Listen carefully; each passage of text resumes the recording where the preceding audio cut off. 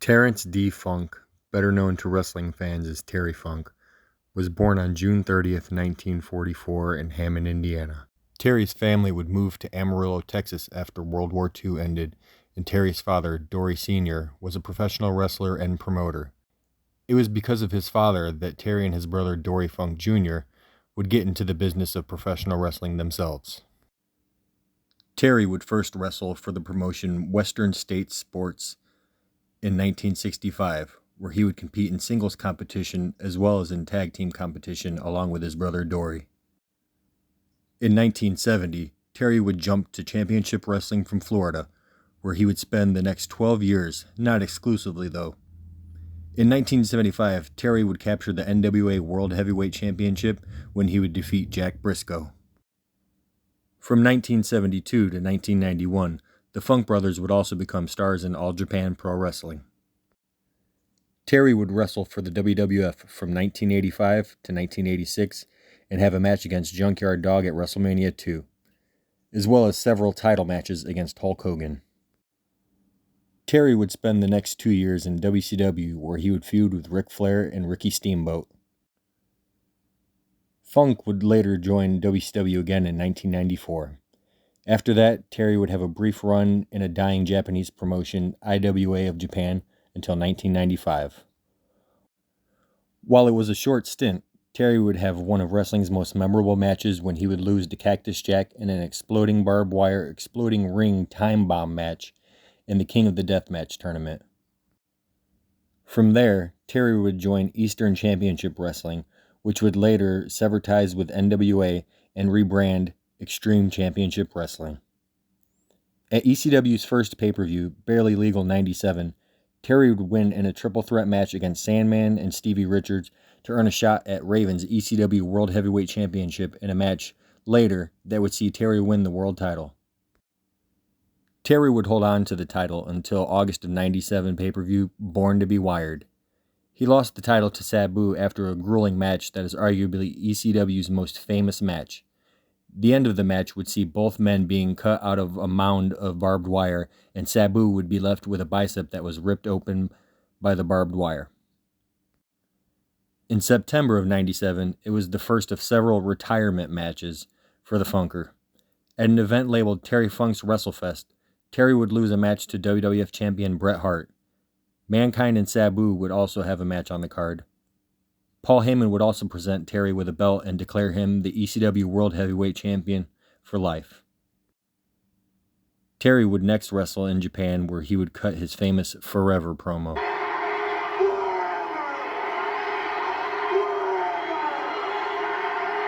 Earlier that same year, Terry was also an entrant in the Royal Rumble, where he was eliminated by Mankind. In December of 97, Terry would make his debut as Chainsaw Charlie. Teaming with Cactus Jack, the duo would feud with the New Age Outlaws and would win the tag titles in a dumpster match, but would drop the belts the next night to the Outlaws in a cage match.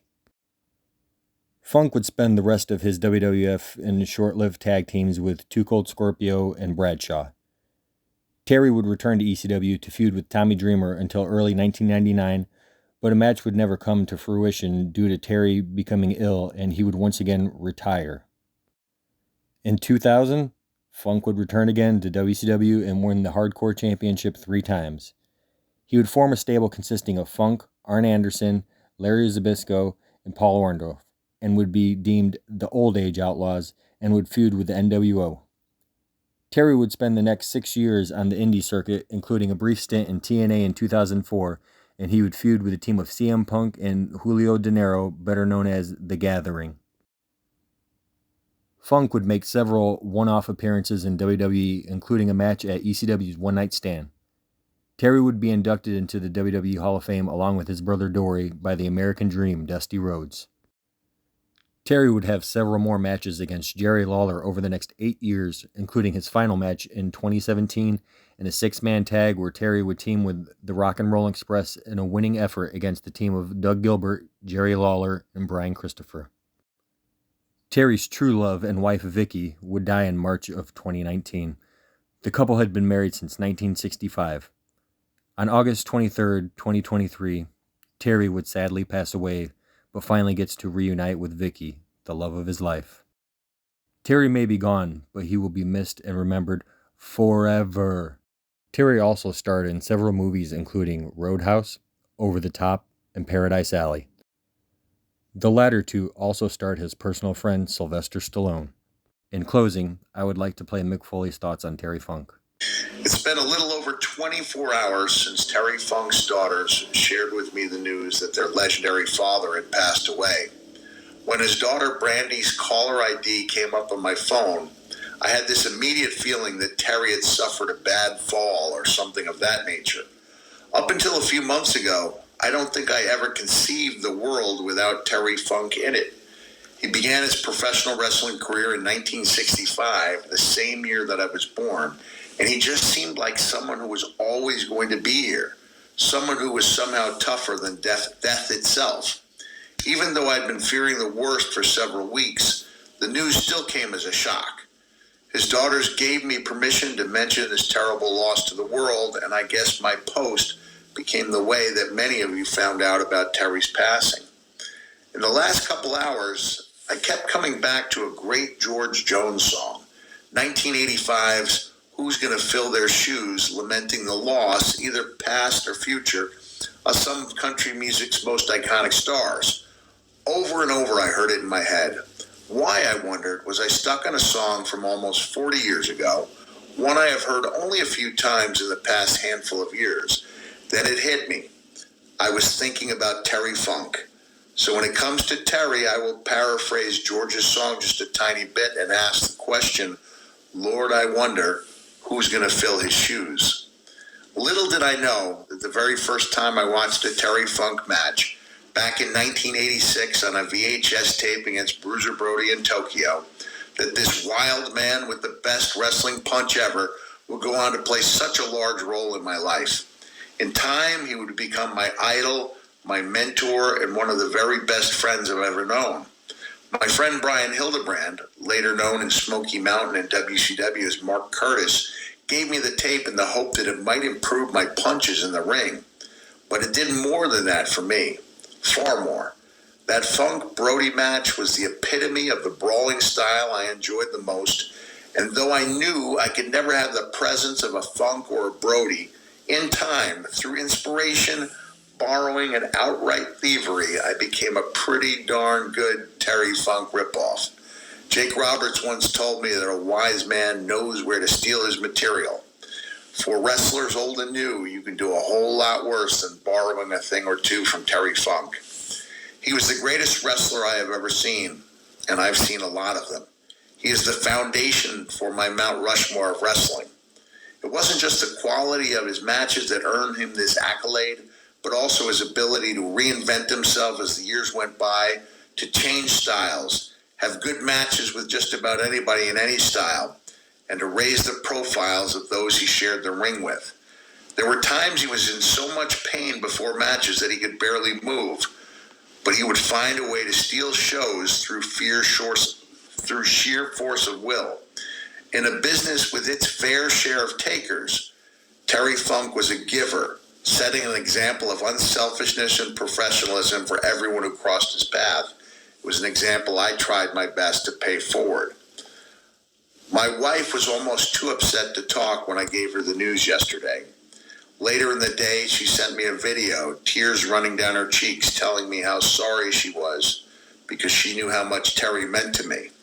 A few hours ago, she sent me a text message reminiscing about the many hours I spent each day in our first apartment in 1990 with my eyes glued on our 13-inch TV screen, taking in those old Funk and Brody matches from Japan, in addition to just about every classic All-Japan match and a fair amount of New Japan of that era. I met Terry in November 1989, just a few weeks after his I Quit match with Ric Flair, still my favorite match of all time. I had been completely enamored of Terry's heel run in WCW in 1989, and to this day I've never seen an individual just take over a TV show and seemingly make it his own in such a short time. I was amazed to see the psychological transformation he underwent from his All Japan days, where he was a blood and guts brawling babyface winning over a stoic culture like that of 1980s Japan by wearing his heart on his sleeve, ignoring all the societal conventions of the day, both in Japan and in pro wrestling, by weeping openly, by digging deeper into his own well of emotions than any wrestler I'd ever seen. Thousands of fans quote one of his most iconic All Japan promos, a promo that consisted of one single word, repeated several times, each time with increasing intensity. Barry Blaustein, who became close with Terry during the filming of 1999's Beyond the Mat, told me Eddie Murphy, one of the biggest stars in the world, would walk around movie sets just randomly quoting the promo, yelling that one word, "Forever," over and over. But the Terry Funk I saw take over WCW in 1989 was not the Terry Funk from All Japan for just a few years earlier. He didn't wear his heart on his sleeve in WCW. He was heartless, remorseless, so believable in his on-screen hatred for Ric Flair that I, along with many of his colleagues, wondered what was and wasn't real. My deep dives into his Memphis feud with Jerry Lawler and his Florida feuds with Dusty Rhodes only deepened my belief that he was both the best babyface and best heel I'd ever seen. To see him throwing those big left hands at Lawler, squealing out the word "pig" with every punch he threw, then turning wild-eyed toward the Memphis crowd, set a bar for heel work so high that I've never seen anyone quite reach it. I tried and failed many times, even with my funk-inspired, borrowed, and outright stolen bag of tricks. I encourage all of you to delve into the funk au revoir over the next few years, weeks. It's much easier now than it was in 1990, when I would wait weeks to receive a fifth-generation VHS tape and hope to catch as much action as I could amidst the squiggling, waving lines. Just go on YouTube, type in Terry Funk, and prepare yourself to go down a magical rabbit hole. Watch the matches, experience the feuds, listen to the promos. It's an experience you will recall for quite a while, maybe forever. I wish I'd done a better job keeping in touch with Terry these past couple of years. I visited anytime my travels took me within a few hundred miles of Amarillo and later Phoenix. He called me last summer when I was in my final hour at the C2E2 convention in Chicago, just a few hours before my flight to Australia. "Terry, I'll call you as soon as I get to the airport," I said. An hour later, I walked through airport security and realized I'd left my phone behind in the car service. When I finally got my phone back a month later, Terry's speech pattern was noticeably slower, more forgetful. My calls became fewer and farther between. I realized that in looking at Terry, I was quite possibly looking at my future self. The last time I saw him in January 2023, he was no longer using a walker, but was instead confined to a wheelchair. His daughter Stacy told me he had good days and bad days. I'm so glad I caught him on a good wet day when smiles and laughs were plentiful, and he was surrounded by family and a few close friends. The photo posted here is from that day, the final photo we'd ever take together. At the end of June, I saw photos from Terry's birthday party. I pulled over and wept in my car. The toughest man I'd ever met was now so frail and weak. About that time, Terry lost the ability to use his phone. So I told his daughter Stacy to start checking the mail because I was going to write her dad a letter.